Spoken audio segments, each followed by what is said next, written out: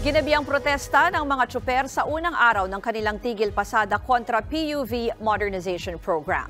Hinarang pa sila ng mga nagbarikadang pulis. Nasa frontline ng balitang yan si Gerard de la Peña. Daan-daang pulis, 2 pulis truck at 1 truck ng bombero. Ganyan hinarangan ng Manila Police District ang pagpasok ng caravan ng grupong Piston at Manibela sa Welcome Rotonda, boundary ng Quezon City at Espanya, Manila ngayong gabi. Papunta sanang Menjola ang mga tsuper at ilang grupo para ipanawagan ang pagbasura sa PUV Modernization Program. Pero dahil hindi pa makalusot, dito na nagprograma ang mga rallyista. Galing pang University of the Philippines Diliman ang mga nagprotesta. Alas 3 pa lang na magmarcha sila. Nagdulot yan ng pagsisikip ng trapiko sa Commonwealth Avenue.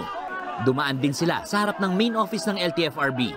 Nagsisimula pa lamang po tayo dito sa ating laban. Bago mag-May 1, asahan po natin na mas marami pang kilos protesta. Mas marami pa ang sasama sa atin. At mas marami pa ang magigising dito sa bulok na programa, palpak na programa ng gobyerno. Bahagi ng tigil pasada ng mga tsuper ng Piston at Manibela ang caravan. Mahabang pila ang sumalubong sa daan-daang commuter sa Mayfield COA sa Commonwealth Avenue sa Quezon City. Grabe kasi kahirap sumakay ngayon kasi puro siksikan eh. Sa bagay, araw-araw naman daw, pero ngayon napakahirap kasi sa ngayon eh. Ang ilang jeepney driver pumasada saglit para may kitain kahit papaano. Saka sila nakiisa sa protesta. May mga tsuper ding bumiyahe sa Caloocan. Mas pinili raw nilang bumiyahe dahil gipit at kailangan kumita. Ganyan din ang sitwasyon sa Maynila.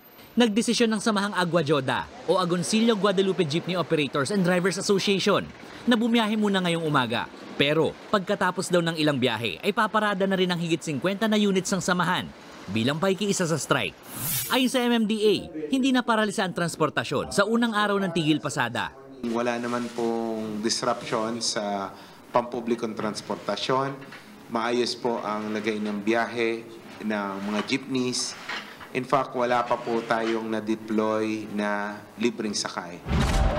Sagot ng grupong Manibela. Kung talagang sapat na yung mga nakakonsolidate, bakit kailangang magsuspindi ng klase? Bakit kailangang mag-ubmet na magbigay ng libreng sakay? Paalala naman ng LTFRB sa mga tsuper na hindi sumali sa kooperatiba pagsapit ng May 1. Pwede na po silang patigilin sa kanilang pagbiyahe comes May 1. At yan po ang gagawin ng LTFRB at ang ibang sangay ng gobyerno. Nagbabalita mula sa frontline, Gerard de la Peña, News 5. Mga kapatid, Mean Los Baños po. Huwag magpahuli sa mga balita at impormasyong dapat ninyong malaman. Para sa mas malawak na balitaan at diskusyon, mag-follow at mag-subscribe sa social media pages ng News 5.